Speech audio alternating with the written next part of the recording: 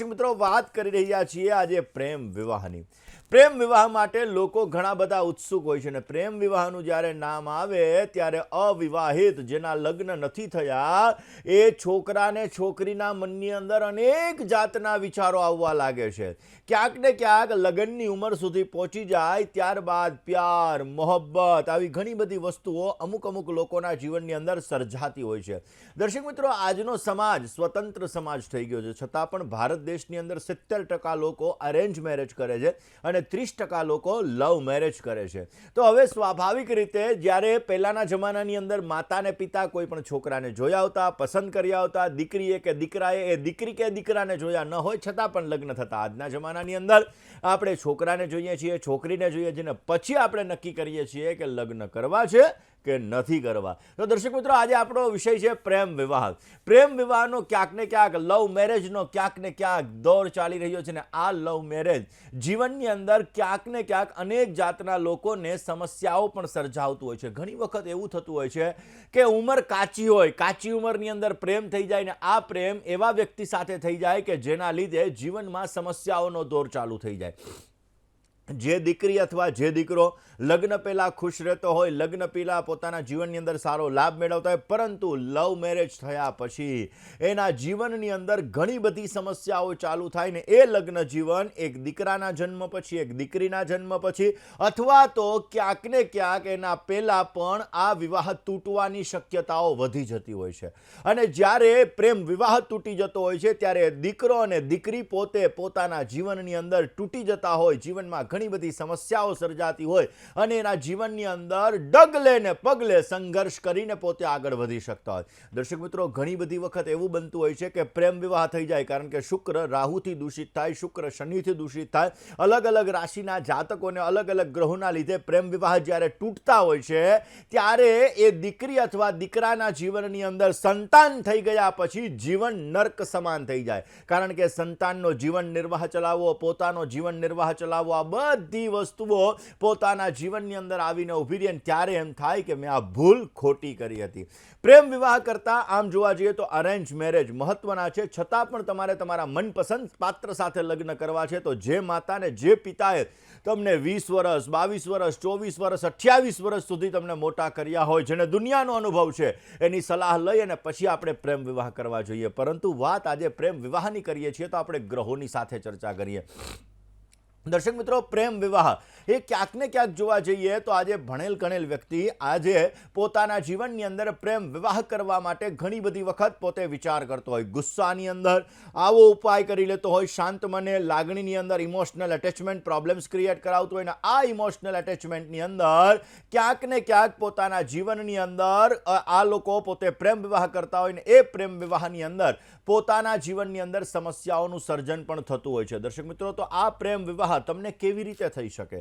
કારણ કે કુંડલીની અંદર કયા એવા ગ્રહો છે કે એ ગ્રહોના આધારે પ્રેમ વિવાહ થતો હોય છે. દર્શક મિત્રો, ક્યાંક ને ક્યાંક કુંડલીની અંદર 12 ભાવ હોય છે અને આ 12 ભાવની અંદર 7 મુખ્ય ગ્રહો અને 2 છાયા ગ્રહો આ જવાબદાર હોય છે અને એ જવાબદાર હોવાના લીધે ક્યાંક જીવનની અંદર લાભ અને નુકસાન આવતું હોય છે અને એના લીધે વ્યક્તિના જીવનની અંદર છે પ્રેમ વિવાહ ક્યાંક ને ક્યાંક જવાબદાર રહેતા હોય છે. દર્શક મિત્રો, પ્રેમ વિવાહ કારણ કે બુદ્ધ છે ચતુરાઈનો કારક છે, બુદ્ધ એ બુદ્ધિનો કારક ગ્રહ છે અને જ્યારે મુખ્યતઃ પોતાની રાશિ કઈ છે, વૃષભ રાશિ એટલે શુક્રની રાશિ, તુલા રાશિ એટલે શુક્રની રાશિ, કર્ક રાશિ એટલે ચંદ્ર મહારાજની રાશિ, એટલે કર્ક, વૃષભ અને તુલા આ 3 રાશિના જાતકો તો ઇમોશનલ હોય જ છે, એટલે કે ઇમોશનલ એટેચમેન્ટ આ લોકોને પ્રોબ્લેમ્સ ક્રિએટ કરાવડાવતું જ હોય છે.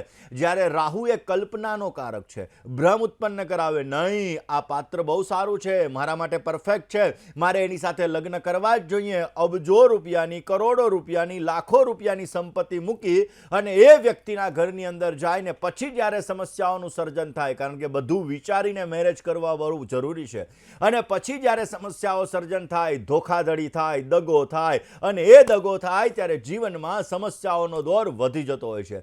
દર્શક મિત્રો, બુદ્ધ છે ને ચતુરાઈનો કારક છે. બુદ્ધ છે ચતુરાઈથી, કોઈ પણ વ્યક્તિનો બુદ્ધ સારો હોય તો સામેવાળા વ્યક્તિને પોતાની વાતોની અંદર કેવી રીતે લેવા, પોતાની પોતાની વાતોની અંદર કેવી રીતે લાવી, બુદ્ધિ ક્ષમતાથી કેવી રીતે કામ કરવું, એના જીવનની અંદર ક્યાંક ને ક્યાંક નકારાત્મક બુદ્ધ હોય, પોઝિટિવ બુદ્ધ હોય તો પોઝિટિવ લાભ કરાવે, પણ નેગેટિવ બુદ્ધ હોય તો સામેવાળાને કેવી રીતે છેતરવો એ ભાવના બુદ્ધ સાથે જોડાયેલી છે. ને એટલા માટે જો કોઈ વ્યક્તિની કુંડલીમાં, કોઈ દીકરીની કુંડલીમાં કે કોઈ દીકરાની કુંડલીમાં જો નેગેટિવ બુદ્ધ હશે તો સામેવાળા વ્યક્તિને કેવી રીતે છેતરવો, તેની સાથે કેવી રીતે છેતરામણી કરવી, પોતાનો લાભ કેવી રીતે આપણે પ્રાપ્ત કરવો, આ વસ્તુ ક્યાંક ને ક્યાંક ઉત્પન્ન કરાવડાવે.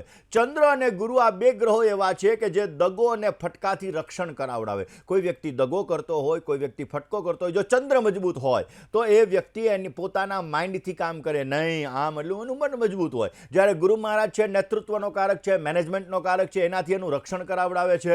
અને જો મજબૂત શનિ હોય તો અવશ્ય દગા ફટકાથી બચાવી લે છે અને જીવનમાં પ્રેમ વિવાહની અંદર જે કોઈ પણ સમસ્યાઓ સર્જાતી હોય આ સમસ્યાઓને દૂર કરે છે. દર્શક મિત્રો, પ્રેમ ભાવનાની અંદર ક્યાંક ને ક્યાંક જોવા જઈએ તો ચોથું સ્થાન, પાંચમું સ્થાન અને સાતમા સ્થાનની મહત્વની ભૂમિકા છે. તમારી કુંડલીની અંદર જ્યાં લગ્ન લખેલું છે અને લગ્ન ભુવન એટલે કે પહેલું સ્થાન કહેવાય, ત્યાંથી ગણતા ચોથું સ્થાન, પાંચમું સ્થાન અને સાતમું સ્થાન આ બહુ મહત્વનું સ્થાન છે.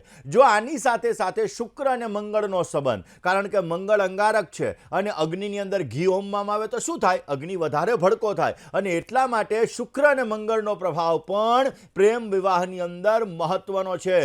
રાહુ પ્રેમ વિવાહની અંદર અથવા તો પ્રેમની અંદર દગો ફટકો આપવામાં મુખ્ય ગ્રહ જવાબદાર ગણવામાં આવે છે. કારણ કે જે વ્યક્તિની કુંડલીમાં શુક્ર રાહુનો સંબંધ હોય, મંગળ શુક્ર રાહુનો સંબંધ હોય, આવા વ્યક્તિને પ્રેમમાં દગો મળવાના ચાન્સીસ વધી જાય છે. બુધના કારણે પ્રેમ જીવનની અંદર જો નકારાત્મક બુદ્ધ હોય તો ક્યાંક ને ક્યાંક જોવા જઈએ તો છેતરામણીને લગતી શક્યતાઓ વધી શકે, ક્યાંક ને ક્યાંક સમસ્યાઓનું પ્રમાણ વધારે પડતું રહેવાય. કર્ક રાશિ, વૃશ્ચિક રાશિ અને મીન રાશિ, આ ત્રણ રાશિના જાતકોને પ્રેમમાં દગો મળવાના ચાન્સીસ વધારે પડતા રહેતા હોય છે. એટલે જો તમારી કર્ક રાશિ છે, જો તમારી વૃશ્ચિક રાશિ છે, જો તમારી મીન રાશિ છે તો તમને દગો ફટકો મળવાના ચાન્સીસ વધારે રહે છે. માટે તમારા ગ્રહોને તમારે જોઈ લેવું જરૂરી છે કે પ્રેમમાં તમને દગો તો નથી મળતો ને, તો એના માટે કયો ઉપાય કરવો જોઈએ. એના માટે જે લોકોને પ્રેમમાં દગો મળી રહ્યો છે આવા લોકોએ રોજ સવારના પોરમાં સૂર્યનારાયણ ભગવાનને જલ અર્પણ કરવું જોઈએ. આવા લોકોએ રોજ સવારના પોરમાં ગાયત્રી મંત્રનો જપ કરવો જોઈએ. એટલે સૂર્ય બલવાન થશે, સૂર્ય બલવાન થશે એટલે તમારું કોન્ફિડન્સ લેવલ વધશે, તમારું કોન્ફિડન્સ લેવલ વધશે એટલે તમે આવી નકારાત્મક બાબતોની અંદર નહીં પડો અને તમને પોઝિટિવ રિઝલ્ટ મળી શકશે.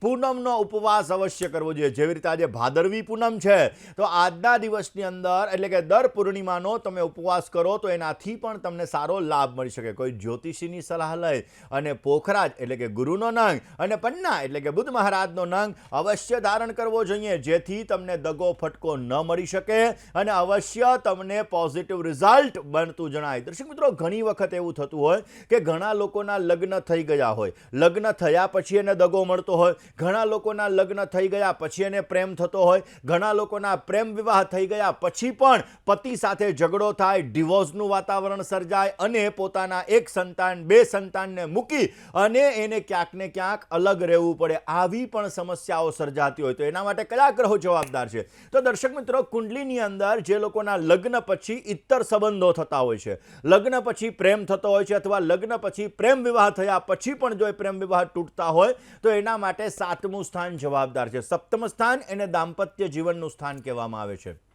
આ સાતમું સ્થાન એના સ્વામીનો સંબંધ જો રાહુ મહારાજ સાથે હોય તો આવા લોકોને દગો ફટકો નિશ્ચિત મળે છે. ભલે પ્રેમ વિવાહ કર્યા હોય છતાં પણ એના પતિનું અથવા પત્નીનું બીજી જગ્યાએ ક્યાંક ઇમોશનલ એટેચમેન્ટ ક્રિએટ થાય અને એ ઇમોશનલ એટેચમેન્ટ દગો કરાવડાવે. કારણ કે હંમેશાને માટે પ્રેમની અંદર, લગ્નની અંદર ક્યાંક ને ક્યાંક પ્રામાણિકતા રાખવી બહુ જ જરૂરી છે. અને આ પ્રામાણિકતા જ્યારે વ્યક્તિના જીવનની અંદર નથી રહેતી ત્યારે જીવનની અંદર અલગ અલગ વ્યક્તિઓ સાથેના સંપર્કો તમારા જીવનની અંદર સમસ્યાઓ સર્જાવતી હોય છે. જ્યારે પણ શુક્રની સ્થિતિ ખરાબ હોય, શુક્ર નીચસ્થ હોય, શુક્ર અસ્તનો હોય, શુક્ર પાપગ્રહોની સાથે બિરાજમાન હોય, ત્યારે પણ આવા લોકોને પ્રેમની અંદર દગો મળતો હોય છે અને એના લીધે જીવનમાં સમસ્યા ઉત્પન્ન થતી હોય છે.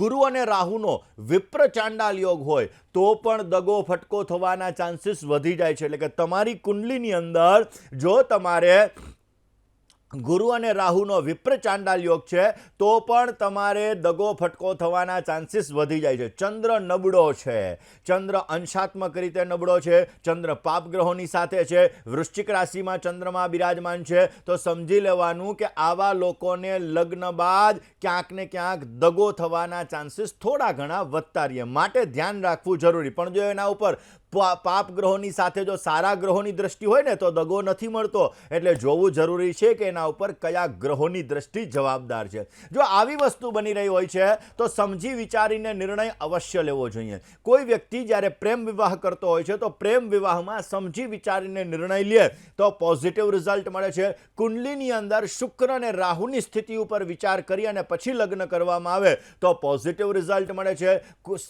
સાચા મુહૂર્તની અંદર લગ્ન કરવા. અત્યારે ગોરબાપાએ એવું કીધું હોય કે બપોરે 12:35 તમારે હસ્તમેળાપ કરવાનો છે, તો આપણે ફટાકડા ફોડવાની અંદર, આપણે ડાન્સ કરવાની અંદર, ડીજેની અંદર આપણો સમય વ્યતીત કરીએ અને હસ્તમેળાપનું મુહૂર્ત વયું જાય ને પછી આપણે એમ કહીએ કે અમે સારા મુહૂર્તમાં નીકળ્યા તો હતા ને, હવે લગ્ન થઈ જાય એટલે ઘણું ઘણું. પણ એવું નથી હોતું. તમારો હસ્તમેળાપ સારા મુહૂર્તની અંદર થવો જોઈએ. જો હસ્તમેળાપ મંગળ દોષની અંદર થશે, હસ્તમેળાપ ખોટા મુહૂર્તની અંદર થશે તો પણ દાંપત્ય જીવનની અંદર સમસ્યા સર્જાય છે. એટલે તમે પ્રેમ વિવાહ કરો કે તમે અરેન્જ મેરેજ કરો, પણ તમારા લગ્ન સારા મુહૂર્તની અંદર, સાચા મુહૂર્તની અંદર થવા જોઈએ, જેથી અવશ્ય તમને પોઝિટિવ રિઝલ્ટ મળતું જણાય. જે લોકોને પ્રેમ વિવાહ અથવા તો કોઈ પણ જગ્યાએ દગો મળે છે તો આવા લોકો જો ગુરુનો નંગ જ્યોતિષીની સલાહ લઈ અને ધારણ કરે તો અવશ્ય પોઝિટિવ રિઝલ્ટ મળે. આવા લોકોએ દેવી કવચનો પાઠ કરવો જોઈએ. દેવી કવચનો પાઠ કરવાથી અવશ્ય પોઝિટિવ રિઝલ્ટ મળતું જણાય છે. દર્શક મિત્રો, પ્રેમ વિવાહ ક્યાંક ને ક્યાંક વધારે પડતો પ્રેમ કોઈ વ્યક્તિ સાથે થાય ત્યારે વ્યક્તિ એની સાથે લગ્ન કરતું હોય છે, અને નાની નાની બાબતોની અંદર જ્યારે અનબન ચાલુ થાય અને એ અનબનની અંદર ક્યાંક સમસ્યાઓ સર્જાય ત્યારે ડિવોર્સનું વાતાવરણ પણ સર્જાતું હોય છે. દર્શક મિત્રો, અરેન્જ મેરેજ 75% લોકો અરેન્જ મેરેજ કરતા હોય છે, 70 થી 75% લોકો અને 25 થી 30% લોકો લવ મેરેજ કરતા હોય છે. જ્યારે અરેન્જ મેરેજ કરતા હોય છે ત્યારે પોતાના પાર્ટનરનું જ્યારે ચોઇસ કરતા હોય છે ત્યારે ચોઇસની અંદર પર્સનાલિટી, દેખાવે કેવો છે, ઉંમર કેવી છે, 1 વર્ષ 2 વર્ષ 5 વર્ષ કેટલો મોટો છે, આ વસ્તુ જોતા હોય છે. એનું બેંક બેલેન્સ કેટલું છે આ જોવામાં આવતું હોય છે, અને એનું બેકગ્રાઉન્ડ જોવામાં આવતું હોય, એનું સ્ટેટસ જોવામાં આવતું હોય. જ્યારે લવ મેરેજની અંદર લોકો આવું કંઈ જોતા નથી ને ક્યારેક ક્યારેક લવ મેરેજમાં એના લીધે પણ સમસ્યાઓ સર્જાતી હોય છે. દર્શક મિત્રો, આજે ભાદરવા મહિનાની પૂર્ણિમા, આજે બપોરના 11:43 પૂનમનો પ્રારંભ થશે અને કાલે સવારે 8:20 સુધી ચાલશે. એટલે જે લોકોને પૂનમનું વ્રત કરવું છે એ લોકો આજે પૂર્ણિમાનું વ્રત કરી શકે. આજે સાંજે ચંદ્રોદય સાંજે 6:03 સુધી 6:03 થશે. એટલે જીવનની અંદર પોઝિટિવ રિઝલ્ટ મેળવવા માટે આજે દાનનું વિશેષ મહત્વ છે.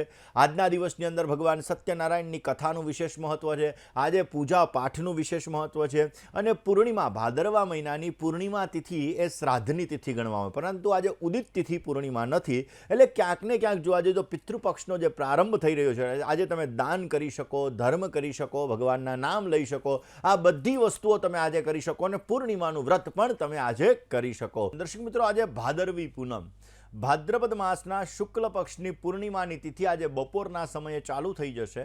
એટલે કે જે લોકોએ પૂર્ણિમાનું વ્રત કરવું હોય, ભગવાન સત્યનારાયણની કથા કરવી હોય, આજે કરી શકે છે. સ્વાભાવિક રીતે જોવા જઈએ તો આજના દિવસનું સ્નાન દાન માટે વિશેષ પ્રકારનું મહત્વ છે. આજે કરેલા નાના ઉપાયો તમારા જીવનની અંદર સમૃદ્ધિનું વરદાન આપે છે.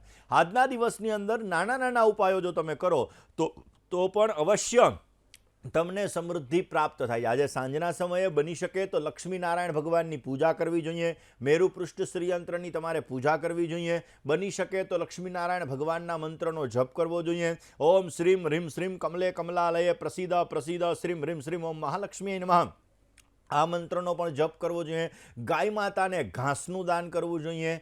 ખાસ કરીને આજે દાન પુણ્યનું વિશેષ મહત્વ છે. એટલે કે જે જરૂરિયાતમંદ વ્યક્તિ હોય આવા વ્યક્તિને જો વસ્ત્રનું દાન કરવામાં આવે, અનાજનું દાન કરવામાં આવે તો અવશ્ય પોઝિટિવ લાભ મળે છે અને તમારા જીવનની અંદર આવતી સમસ્યાઓ ધીમે ધીમે અંત પામે છે. ખાસ કરીને દર્શક મિત્રો, જીવનની અંદર જ્યારે સમસ્યાઓનું સર્જન થતું હોય ત્યારે આપણે કુંડલીના ગ્રહો છે ક્યાંક ને ક્યાંક જવાબદાર રહેતા હોય છે. દાંપત્ય દાંપત્ય જીવનની અંદર જ્યારે સમસ્યાઓ ઉત્પન્ન થાય ત્યારે સપ્તમ સ્થાન જોવું બહુ જ જરૂરી હોય. દર્શક મિત્રો, આપણા ઘરનું વાસ્તુ બહુ મહત્વનું છે અને જ્યારે ઘરનું વાસ્તુ બગડતું હોય છે, જ્યારે ઓફિસનું વાસ્તુ બગડતું હોય છે, ત્યારે જીવનમાં અનેક જાતની સમસ્યાઓનો દોર વધારે પડતો રહેતો હોય છે. જ્યારે આપણા ઘરની અંદર નાની નાની વસ્તુઓ આપણે સાચી દિશાની અંદર નથી રાખતા, ત્યારે આપણા ઘરની અંદર ઝઘડાઓનું પ્રમાણ પણ રહેતું હોય છે ને એના લીધે સમસ્યાઓનો દોર પણ રહેતો હોય છે. ને એટલા માટે આપણે ઘરની અંદર વાસ્તુ બરોબર હોવું બહુ જ જરૂરી છે. નેગેટિવ એનર્જીને દૂર કરવા માટે તમારા લેટ્રિન બાથરૂમની અંદર, ટોયલેટની અંદર બની શકે તો એક મીઠાનો વાટકો ભરીને રાખો, જેથી નેગેટિવ એનર્જી દૂર થાય, પોઝિટિવ રિઝલ્ટ મળે. બ્રહ્મસ્થાનમાં કપૂર પ્રજ્વલિત કરો, એનાથી પણ તમને સારો લાભ મળી શકે. આજે મંગળ સ્તોત્રનો 11 પાઠ કરવા જોઈએ, અવશ્ય સારો લાભ મળશે.